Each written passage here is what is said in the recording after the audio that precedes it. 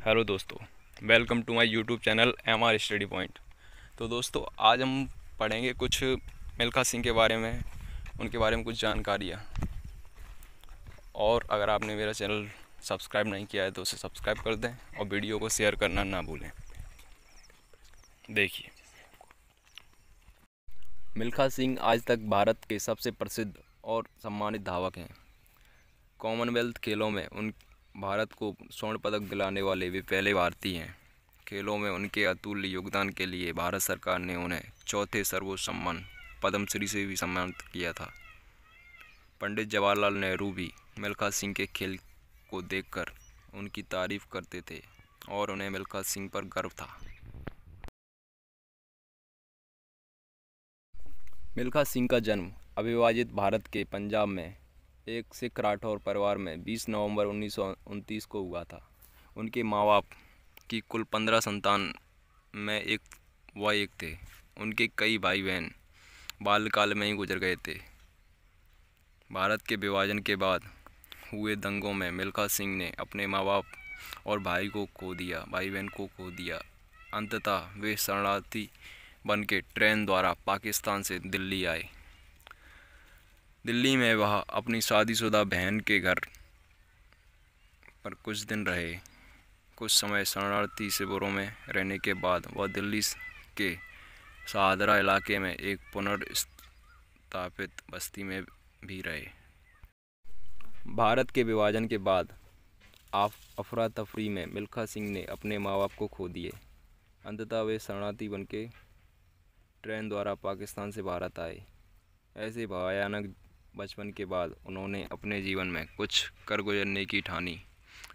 एक होनहार धावक के तौर पर ख्याति प्राप्त करने के बाद उन्होंने 200 मीटर और 400 मीटर की दौड़ें सफलतापूर्वक की और इस प्रकार भारत के अब तक के सफलतम धावक बने। कुछ समय के लिए वे 400 मीटर के विश्व कीर्तिमान धारक भी रहे हैं। यहाँ पे लिखा होना चाहिए धावक भी रहे हैं। कार्डिफ, वेल्स, संयुक्त राज्य साम्राज्य में 1958 के कॉमनवेल्थ खेलों में स्वर्ण जीतने के बाद सिख होने की वजह से लंबे बालों के साथ पदक स्वीकारने पर पूरा खेल विश्व उन्हें जानने लगा। इसी समय पर उन्हें पाकिस्तान में दौड़ने का न्योता मिला, लेकिन बचपन की घटनाओं की वजह से वे वहां जाने से हिचक रहे थे। लेकिन न जाने पर राजनीतिक उथल पुथल के डर से उन्हें जाने को कहा गया। उन्होंने दौड़ने का न्योता स्वीकार कर लिया। दौड़ में मिल्खा सिंह ने सरलता से अपने प्रतिद्वंदियों को ध्वस्त कर दिया और आसानी से जीत गए। अधिकांशतः मुस्लिम दर्शक इतने प्रभावित हुए कि पूरी तरह बुर्कासीन औरतों ने भी एक महान धावक को गुजरते देखने के लिए अपने नकाब उतार दिए थे। तभी से उन्हें फ्लाइंग सिख की उपाधि मिली।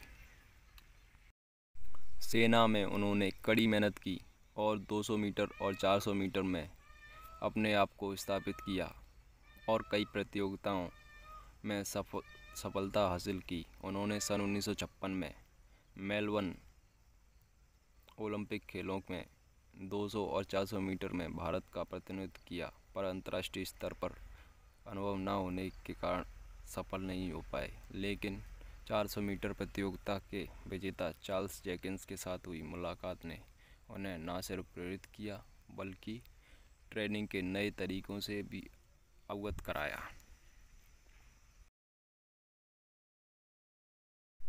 इसके बाद सन 1958 में कटक में आयोजित राष्ट्रीय खेलों में उन्होंने 200 मीटर और 400 मीटर प्रतियोगिताओं में राष्ट्रीय कीर्तिमान स्थापित किया और एशियन खेलों में भी इन दोनों प्रतियोगिताओं में स्वर्ण पदक हासिल किया।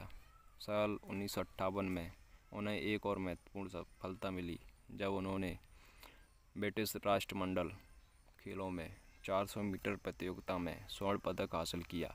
इस प्रकार वह राष्ट्रमंडल खेलों के व्यक्तिगत स्पर्धा में स्वर्ण पदक जीतने वाले स्वतंत्र भारत के पहले खिलाड़ी बन गए थे। और देखिए, इसके बाद उन्होंने 1960 में पाकिस्तान प्रसिद्ध धावक अब्दुल वासित को पाकिस्तान में पिछाड़ा, जिसके बाद जनरल अयूब खान ने उन्हें उड़न सिख कहकर पुकारा। 1 जुलाई 2012 को उन्हें भारत का सबसे सफल धावक माना गया, जिन्होंने ओलंपिक खेलों में लगभग 20 पदक अपने नाम किए हैं। यह अपने आप में ही एक रिकॉर्ड है। रोम ओलंपिक खेल शुरू होने से कुछ वर्ष पूर्व से ही मिल्खा अपने खेल जीवन में सर्वश्रेष्ठ फॉर्म में थे और ऐसा माना जा रहा था कि इन खेलों में मिल्खा पदक जरूर प्राप्त करेंगे। रोम खेलों से कुछ समय पूर्व मिल्खा सिंह ने फ्रांस में 45.8 सेकंड का कीर्तिमान भी बनाया था। 400 मीटर दौड़ में मिल्खा सिंह ने पूर्व ओलंपिक रिकॉर्ड तो जरूर तोड़ा, पर चौथे स्थान के साथ पदक से वंचित रह गए। 250 मीटर की दूरी तक दौड़ में सबसे आगे रहने वाले मिल्खा ने एक ऐसी भूल कर दी जिसका पछतावा उन्हें आज भी है। उन्हें लगा कि वो अपने आप को अंत तक उसी गति पर शायद नहीं रख पाएंगे और पीछे मुड़कर देखने लगे अपने प्रतिद्वंदियों को, जिसका खामियाजा उन्हें भुगतना पड़ा। और वह धावक जिससे स्वर्ण की आशा थी, कांस्य भी नहीं जीत पाया। मिल्खा को आज तक उस बात का मलाल है। इस असफलता से सिंह इतने निराश हुए कि उन्होंने दौड़ से संन्यास लेने का मन बना लिया, पर बहुत समझाने के बाद मैदान में फिर से वापसी की। मिल्खा सिंह ने कहा कि 1947 में विभाजन के वक्त उनके परिवार के सदस्यों की उनकी आंखों के सामने ही हत्या कर दी गई। वह उस दौरान 16 वर्ष के थे। हम अपना गांव गोविंदपुरा, आज के पाकिस्तान के पंजाब में मुजफ्फरगढ़ शहर से कुछ दूर बसा गांव नहीं छोड़ना चाहते थे।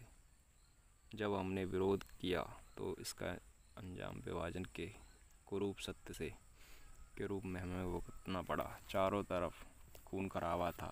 उस वक्त मैं पहली बार रोया था। उन्होंने कहा कि विभाजन के बाद जब वो दिल्ली पहुँचे तो पुरानी दिल्ली रेलवे स्टेशन पर उन्हें कई शब्द दिखे। उनके पास खाने के लिए खाना और रहने के लिए छत नहीं थी। मिल्खा ने कहा 1960 के रोम ओलंपिक में एक गलती के कारण वह 400 मीटर रेस में सेकंड के 100वें हिस्से से पदक से चूक गए। उस वक्त भी वह रो पड़े थे। मिल्खा ने कहा कि वह 1960 में पाकिस्तान में एक दौड़ में हिस्सा लेने जाना नहीं चाहते थे, लेकिन प्रधानमंत्री नेहरू के समझाने पर वह इसके लिए राजी हो गए। उनका मुकाबला एशिया के सबसे तेज़ धावक माने जाने वाले अब्दुल खालिद से था।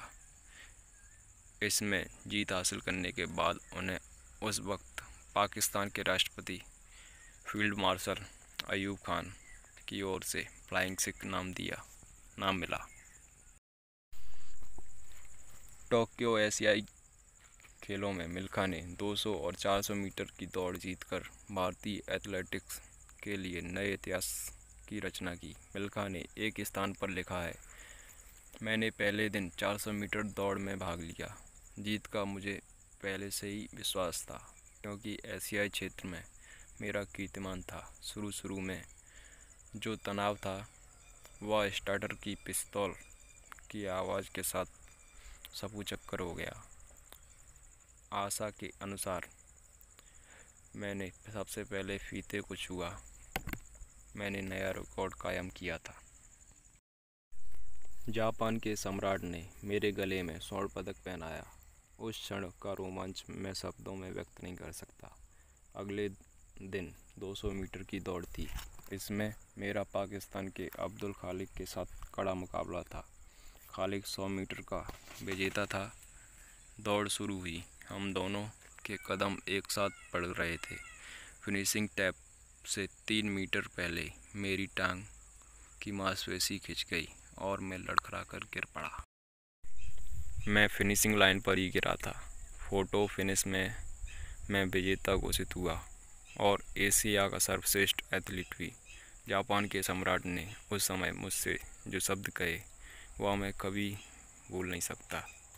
उन्होंने मुझसे कहा था, दौड़ना जारी रखोगे तो तुम्हें विश्व का सर्वश्रेष्ठ स्थान प्राप्त हो सकता है। दौड़ना जारी रखो। मिल्खा सिंह ने बाद में खेल से संन्यास ले लिया और भारत सरकार के साथ खेल कूद के प्रोत्साहन के लिए काम करना शुरू किया। अब वे चंडीगढ़ में रहते हैं।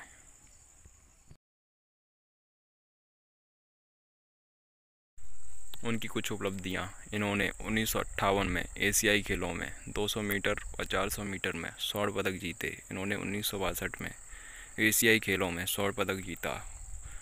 इन्होंने 1958 में कॉमनवेल्थ खेलों में स्वर्ण पदक जीता। मिल्खा सिंह को 1959 में पद्मश्री से अलंकृत किए गए। धन्यवाद। आप मेरे चैनल को लाइक, शेयर, सब्सक्राइब ज़रूर करें।